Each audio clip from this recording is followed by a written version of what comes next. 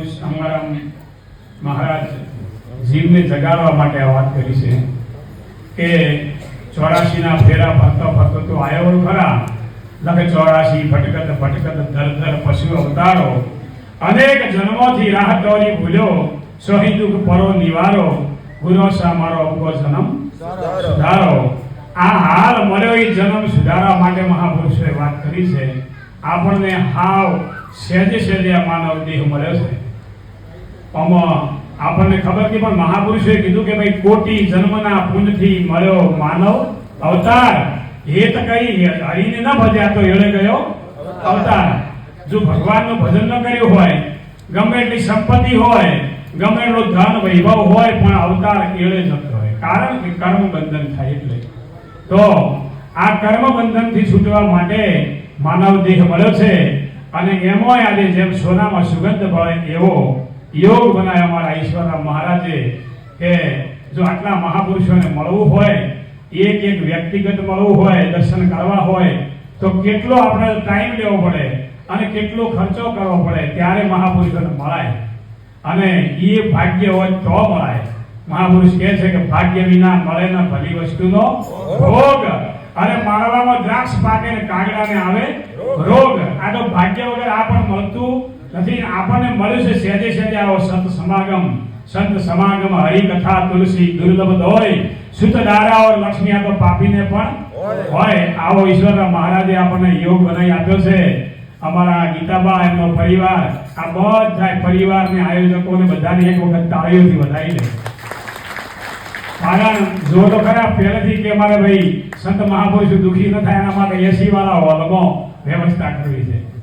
હે ના કે બહાર તમે જુઓ કેટલી ગરમી છે, પણ જો ખબર નથી પડતી હોય આપણને જાણે હિમાલયમાં બેઠા એવું લાગે છે।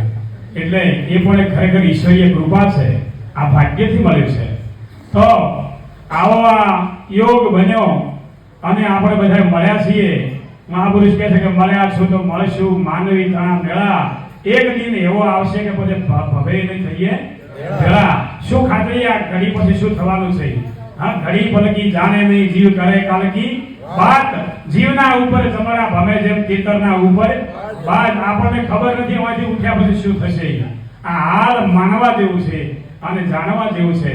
એવો આપણને યોગ એટલે કહે છે કે ફેરા 84 ના ફરતો તું આવે, ગુરુ વિના તને કોણ છોડાવે।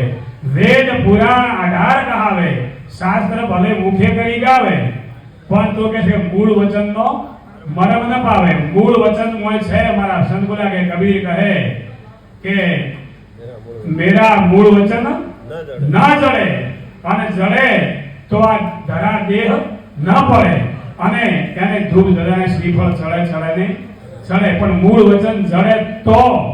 એટલે મૂળ વચન છે શું? બધા સંત મહાપુરુષો આપણને ટકોર કરે, ઈશારો કરે। હમણાં અમારા નિયંજન મહારાજે વાત કરી કે ભાઈ આત્મા એ જ પરમાત્મા છે, ચોખ્ખી વાત કરી। બોલે અંદર બીજો નથી, છે પરમાત્મા પોતે। અજ્ઞાનીને વાંધળો અળગે જઈને પોતે આપણે બધા ભગવાનને બહાર ગોતવા માટે જઈએ છીએ, કોઈ ધજાઓ લઈને જઈએ ને કોઈ કોઈ કરીએ ને કોઈ કરીએ, બધું ચાલે છે ને। પણ જે સાચું શું છે એની ખબર છે નહીં। આવા કેટલાય સંપ્રદાયો, કેટલા મત પંથ, કોઈ ભુવા ને ભોપાળા ને પૂછડું ને ઢેકણું કોઈ પાર જ નથી। આ બધું છે શું? આ ડેડવાનું બધું કેટલા દિવસ ચાલશે ખબર નથી। મહાપુરુષ કહે છે કે બીજો જાણીને તું બીતો ફરે છે, એક છતાં બીક કોની ધરે છે। રાખ હિંમત તું નિર્ભય થાવે, ગુરુ વિના તને કોણ છોડાવે। બધામાં એક જ પરમાત્મા સિવાય બીજું કોઈ છે નહીં। પણ આ વાત આપણી સમજમાં આવે તો મેળ પડે, ન કે મેળ પડે એવું છે નહીં। એટલે આટલું કહી આ વાણીને વિરામ આલું। બોલીએ સદગુરુ ભગવાન કી જય।